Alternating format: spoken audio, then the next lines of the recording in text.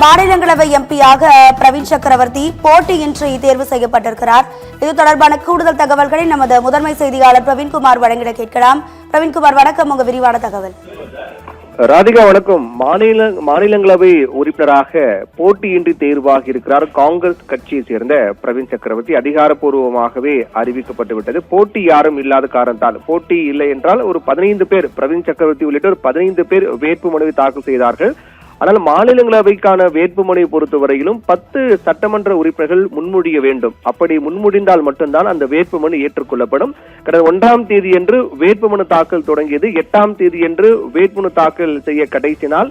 அதற்கு பிறகு 9ஆம் தேதியன்று வேட்பு மனுக்கள் மீதான பரிசீலனை நடைபெற்றது. அந்த பரிசீலனையின் போதுதான் பிரவீன் சக்கரவர்த்தியுடைய வேட்புமனு மட்டுமே ஏற்றுக்கொள்ளப்பட்டது. காரணம், மற்ற வேட்பாளருடைய வேட்புமனுவில் 10 சட்டமன்ற உறுப்பினர்கள் முன்மொழியவில்லை. அதனால் பிரவீன் சக்கரவர்த்தியினுடைய வேட்புமனு மட்டுமே ஏற்றுக்கொள்ளப்பட்டது. அதன் அடிப்படையில் 11ஆம் தேதியான இன்று வேட்புமனுவை திரும்ப பெற கடைசி நாள் என்ற காரணத்தால் தற்போது பிரவீன் சக்கரவர்த்தி வேட்புமனு மட்டுமே உள்ளது. அவரும் திரும்ப பெறாத காரணத்தால் அதிகாரப்பூர்வமாக போட்டியின்றி மாநில உறுப்பினராக தேர்வாக இருக்கிறார் பிரவீன் சக்கரவர்த்தி. இது அதிகாரப்பூர்வமாகவே அறிவிக்கப்பட்டிருக்கிறது.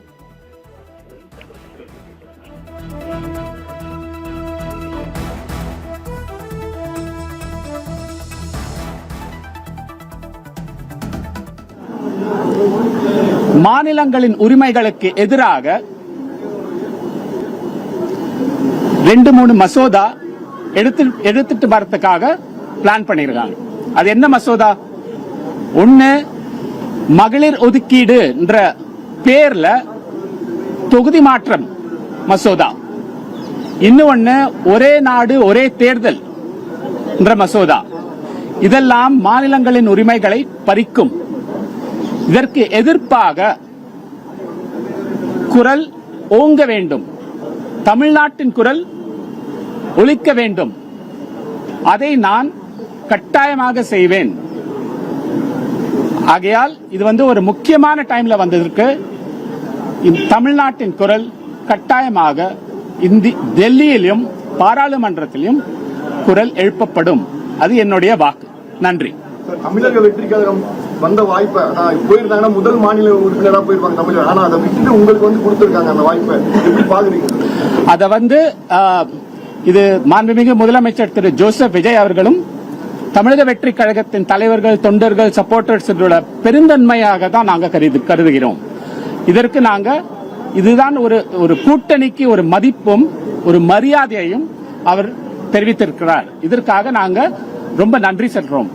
சப்போர்ட்டர்ஸ் கிட்ட ஒரு சென்டிமெண்ட் இருக்கும். முதல் பாராளுமன்றத்தின் பிரதிநிதியாக தமிழக வெற்றி கழகத்தை தமிழக வெற்றி கட்சிக்கு வந்திருக்கலாமே அப்படின்னு ஒரு சென்டிமெண்ட் இருக்கும். அந்த சென்டிமெண்ட் எனக்கு புரியுது. அது ஒரு இயல்பான சென்டிமெண்ட் தான், நேச்சுரல் சென்டிமெண்ட். அது புரியுது எங்களுக்கு. ஆனால் டெல்லியில் அரசியலிலும் சரி, அரசாங்கத்திலும் சரி அனுபவம் உள்ளவன். இப்போ இந்த சமயத்தில் தமிழ்நாட்டின் குரல் ஓங்க வேண்டும். இந்த அனுபவத்தை நான் பயன்படுத்தி நிச்சயமாக நான் இந்த குரலை எழுப்புவேன் இந்த காரியத்தில்.